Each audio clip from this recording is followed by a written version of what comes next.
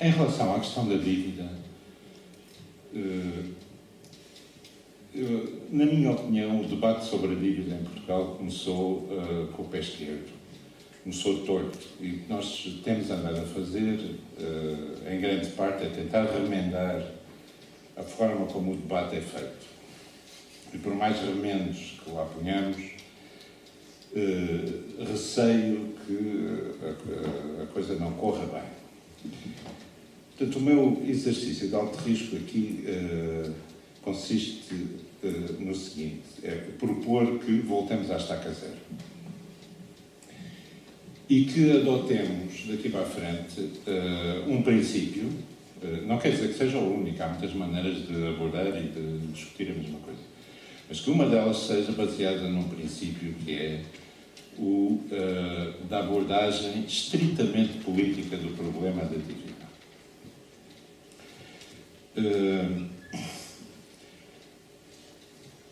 Que não só seja uma abordagem estritamente política do problema da dívida, mas também que se faça um sério esforço para que esse debate seja alargado a toda a sociedade civil.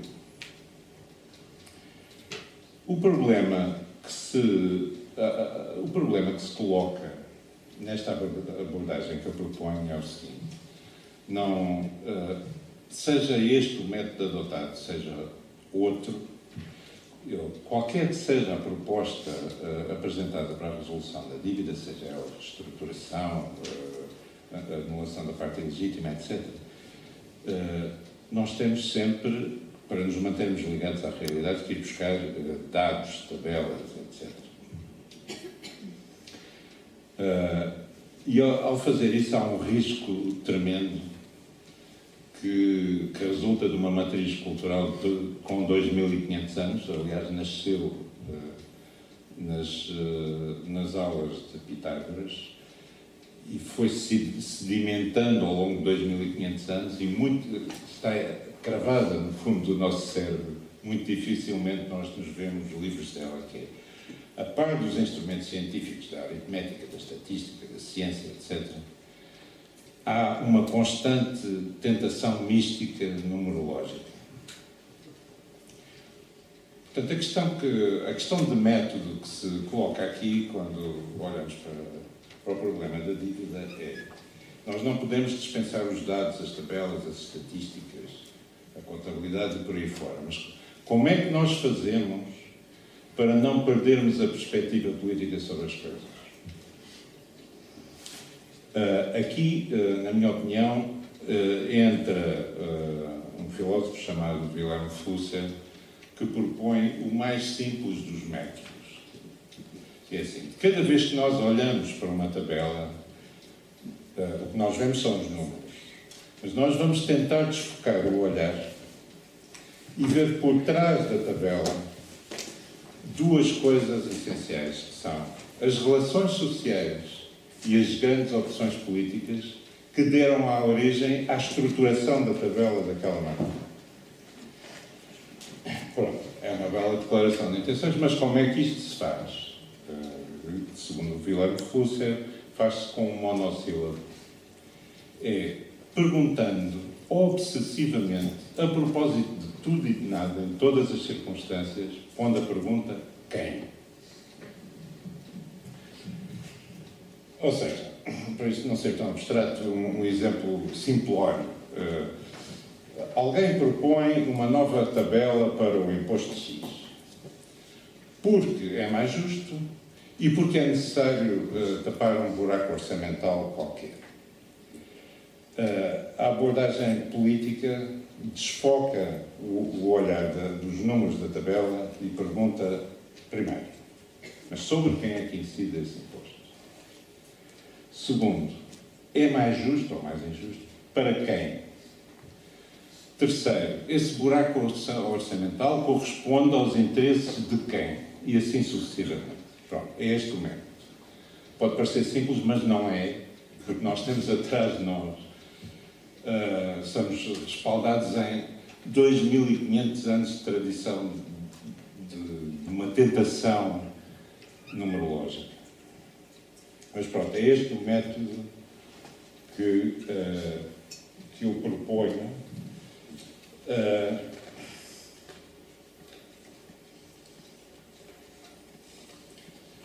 daqui para a frente. Partindo do princípio que aceitamos este método, estamos então preparados para alguns exemplos. Eu peço desculpa aos economistas aqui presentes, porque de facto estes exemplos que eu vou dar são um bocado simplórios, mas é o que é possível arranjar. A primeira tabela para a qual eu proponho que olhemos é a tabela que nos... Eu sei que está negro. O presente está negro, mas o futuro será negro. A primeira tabela para a qual eu proponho que olhemos é uma tabela que nos fala da produção coletiva de riqueza, vulgo PIB. Há três óticas para calcular o PIB. Eu vou buscar aquela que me interessa mais, que é do rendimento, ou seja, soma-se os rendimentos do trabalho, os rendimentos das empresas, os impostos sobre os produtos e a produção, subtrai-se os subsídios à produção e catrapimba. Temos o PIB.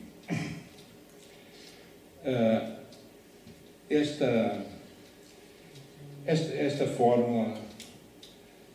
É preciso dizer o seguinte, estes grandes indicadores só por si não têm grande significado político, sejamos claros. É preciso desmultiplicá-los nos seus fatores e sucessivamente desmultiplicar cada um desses fatores até encontrar onde é que está o busilho da questão. Mas como não temos tempo para isso, eu não tenho tempo para isso, vamos ficar por estes grandes indicadores. Mas esta fórmula, eu considero o PIB uma das maiores aldrabices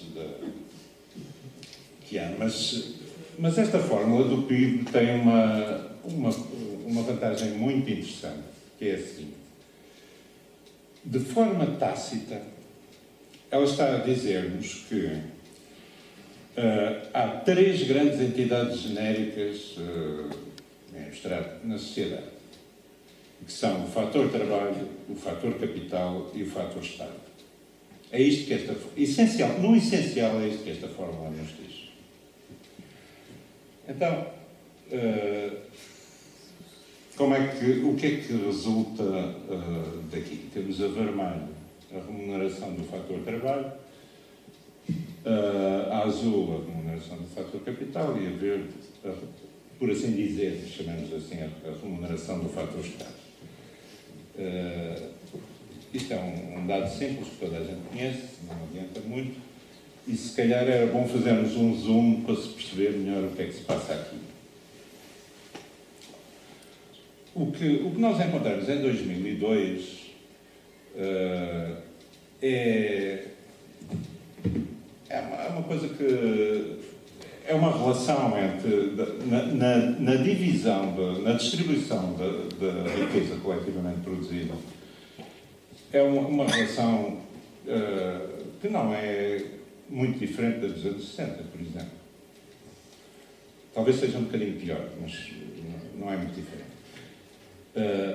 E é evidente a tendência para estas duas linhas se aproximarem. Mas acontece uma coisa aborrecida, que é estas belas fórmulas feitas com imensa seriedade têm algumas pequenas aldrabices. A linha azul, que é da remuneração do capital, do excedente de exploração, qualquer coisa assim do género, espero não estar a dizer grandes asneiras, é calculada depois de se retirar os custos intermédios e uma série de coisas, ou seja, há custos de produção que são retirados daqui. Isto é o bruto que sobra, ainda falta retirar os impostos, ok? Não é líquido isto ainda. E portanto este cálculo a mim parece-me justo. Houve custos, portanto o dinheiro que entra no bolso, em bruto está certo. Mas do lado do trabalho, o que está ali não só é bruto, como ninguém retirou coisíssima nenhuma. E, no entanto, o trabalho tem custos.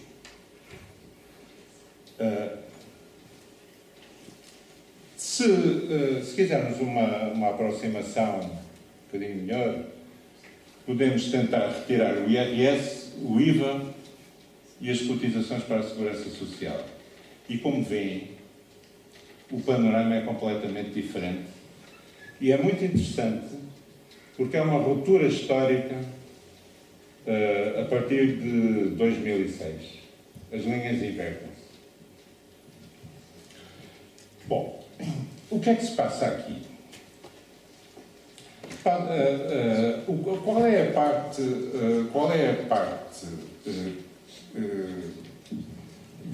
do lado do capital? Retirou-se o que havia a retirar para calcular o rendimento.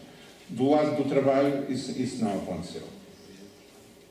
O que é que seria de esperar que acontecesse? Há uma expressão que é força de trabalho, que é uma expressão muitíssimo bem achada, e se porventura está algum físico aqui na sala, ele vai dizer, não, é perfeitíssima, porque o que se passa é que há uma determinada quantidade de energia que cada trabalhador aplica num ponto da produção, e essa quantidade de energia aplicada que vai produzir um valor acrescentado sobre o produto final. Como acontece com qualquer aplicação de energia, vamos a um dos meus exemplos simplórios, temos o rádio de pilhas, temos a pilha, usamos a pilha gasta-se, é preciso repô-la. É exatamente isso que se passa com a força de trabalho, ela tem que ser diariamente reposta. Essa reposição tem que ser feita a curto prazo, a médio prazo e a longo prazo. A longo prazo, podemos defini-la com uma frase prosaica que é fazer bebês. Se não fizermos bebês, não há força de trabalho no futuro. É claro que os bebês em bruto não servem para nada numa sociedade sofisticada como a nossa. Eles têm que saber ler e escrever, e mesmo que Portugal inteiro seja reduzido a uma enorme estância de férias, e, portanto, as pessoas pouco mais façam do que servir à mesa aos turistas, ainda assim convém que aprendam a falar inglês. Portanto, há um investimento que é preciso fazer, por exemplo, que é a educação, além da saúde, por aí fora. No curto prazo, a reconstituição da energia desgastada é feita através da alimentação, da saúde, da requalificação profissional e de outras formas de educação e por aí fora. Portanto, tudo isto são custos. Esses custos têm que ser contabilizados em algum sítio. Não é fácil fazer essas contas. Acontece, no entanto, que uma das coisas que distingue a nossa sociedade da sociedade capitalista de há 150 anos atrás é uma descoberta absolutamente genial dos assalariados, em que eles, a dado momento, disseram: espera aí, se calhar nós podemos racionalizar os custos. Tenho que fazer um parênteses. É que uma das coisas que distingue a sociedade capitalista de uma sociedade esclavagista é que o custo da reposição de trabalho numa sociedade capitalista está a cargo dos trabalhadores e não a cargo do dono dos escravos, como antigamente. Portanto, este é um pesadíssimo encargo que recai sobre os trabalhadores. Eu não estou aqui a discutir utopias, né? Não, esta é a realidade que temos, e aceito-a como tal, para efeitos desta discussão, e, portanto, é com ela que lidamos. Muito bem. Regressando à tal descoberta genial dos assalariados, a certa altura, um dia eles disseram: espera aí, se em vez de resolvermos uma parte destes problemas de uma forma individual, como temos estado a fazer até aqui, se fizermos um fundo, uma recolha, um fundo coletivo, e tentarmos resolver alguns desses problemas, os que for possível resolver coletivamente, com base num fundo de cotização coletiva, poupamos recursos, sai mais económico e se calhar sai melhor. Bom, as soluções encontradas para pôr em prática este esquema variam muito de país para país. Por exemplo, o caso de Portugal é bastante diferente do da França. Vou-me resumir ao caso de Portugal. Em Portugal, a solução foi a seguinte. Os assalariados disseram, olha, está aqui este bolo que nós temos. Pegaram no bolo, entregaram ao Estado e disseram, agora, faça o favor de gerir isto.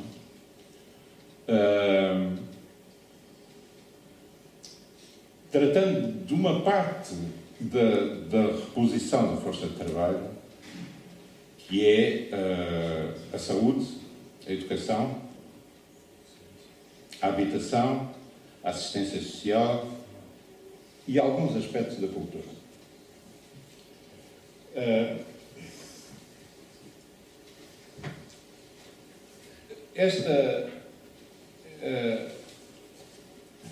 Como eu disse, em França as coisas não se passam assim. Em França, os trabalhadores continuam a ter parte ativa na gestão da segurança social. Aqui não. Embora esteja previsto na Constituição, é preciso dizer isso. Mas ninguém se habilitou a utilizar esse artigo da Constituição. Então,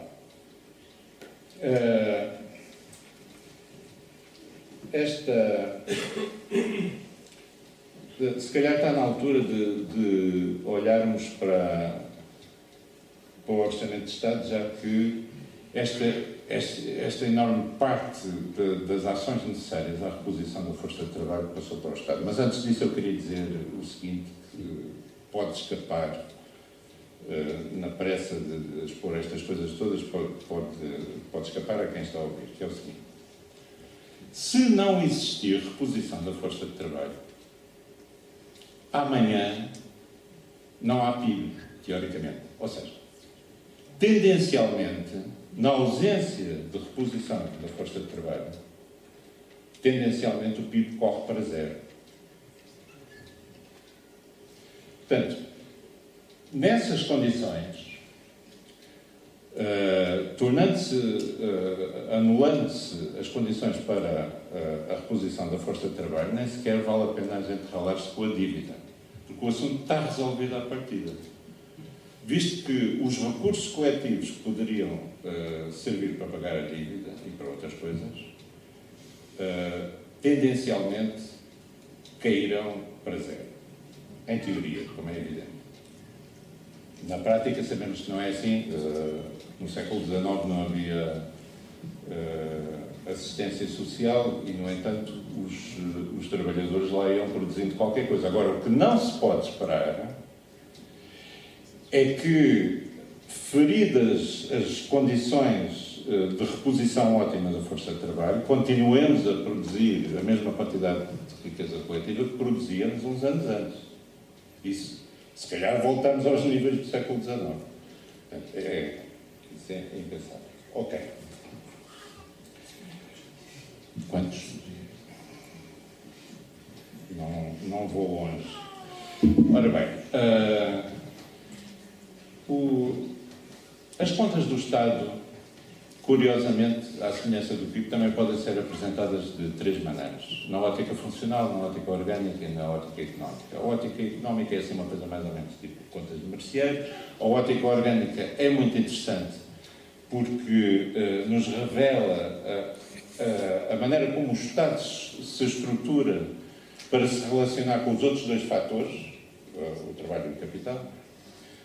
Mas a nós o que nos interessa de momento é a ótica funcional, porque ela diz-nos com uma clareza brilhante como é que, para que é que serve o Estado em grande parte, ou seja, quais são as funções que ele exerce. E essas funções são as funções de soberania, as funções sociais, as funções económicas e depois uma molhada de pequenas funções, sendo que uma dessas pequenas funções é de tipo financeiro e tem a ver com a dívida. Interessa-nos particularmente Não, o que este gráfico nos mostra é o somatório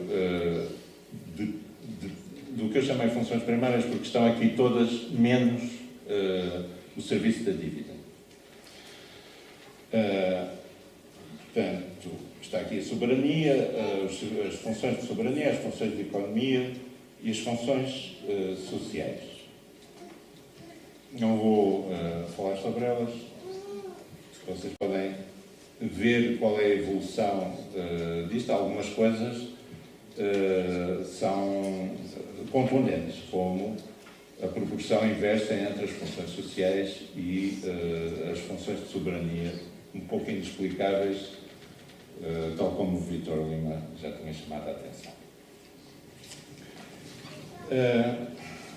Eu estou aqui a fazer...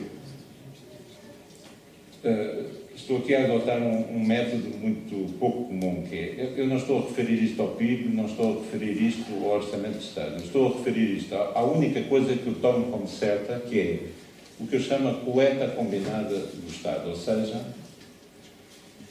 os impostos mais contribuições mais cotizações. Isso eu sei que entra, o resto não sei se é virtual ou se é real, mas isto eu sei que entra. E, portanto, todas as contas que eu vou aqui fazer em relação ao Estado correm pela bitola desta coleta combinada. Estou aqui a fazer uma pequena batota porque não meti as pensões. Se metesse as pensões, ficávamos nesta situação. Desculpem, mas tenho que acelerar. A questão, tal como eu disse há bocado, é que os grandes indicadores não têm grande sentido político e, portanto, convém desmultiplicar as variáveis escondidas por trás de cada uma destas variáveis. Então, o que é que nós temos por trás dessa grande parangona, que é funções sociais? Temos segurança e ação sociais, saúde, educação, serviços culturais, habitação. A habitação está cá em baixo e, por uma questão de escala, não revela uma coisa muito importante. É que nestes 11 anos, caiu para um quarto daquilo que era, mas com uma escala, por uma questão de escala, não se nota. Mas é a recordista da mudança de apoio, ou seja, faz-nos suspeitar que o Estado se prepara para, uma a uma, desistir de todas as funções sociais, ou seja, desistir das tais funções que nos garantem que amanhã é possível termos força de trabalho para produzir riqueza coletiva. Outro dado impressionante aqui é a ascensão em flecha da segurança e ação sociais. Falta fazer aqui a parte mais interessante do trabalho, que é agora pegar nesta variável e desmultiplicá-la nas suas múltiplas variáveis, para percebermos porque é que isto está a acontecer. À primeira vista, toda a gente percebe que isto tem a ver com uma política assistencialista e uma política sistemática de desemprego. Isso é claro. Como há, não é preciso ir ver as contas. Mas como é que isto é feito na prática, conviria saber, não vamos saber, porque seriam mais 40 minutos para isso.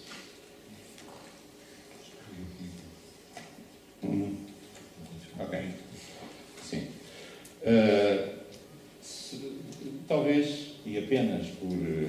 eu vou terminar porque eu penso que é mais importante deixar espaços para as pessoas entrarem em diálogo e acabar com este massacre de 4 oradores aqui durante várias horas, do que chegar ao fim de uma ideia qualquer. Só por curiosidade, vou mostrar outra coisa que eu estava a esconder, que é o serviço da dívida. São as barrinhas amarelas. É claro que isto não quer dizer nada, porque quando isto chega a este escalado, o que é que uma pessoa faz? Pede mais dinheiro emprestado para pagar a dívida. É evidente. Portanto, isto na realidade não quer dizer grande coisa e eu prefiro não me meter neste campo que pode ser abordado com muito mais proveito pelo Paulo Coimbra, por exemplo, do que eu meter-me aqui em cavalgadas que não. Uma última nota, telegráfica, que é, na minha opinião, é preciso alargar este debate à sociedade civil em novos moldes, como eu disse, de preferência, se possível, com base na metodologia que eu propus, que é uma visão estritamente política das coisas, para que as pessoas, para que as pessoas consigam abordar esta questão. E não creio que qualquer espécie de solução para a dívida seja passível de ser implementada se não houver fortes alterações no exercício da democracia enquanto exercício participativo e não apenas de delegação. Muito obrigado.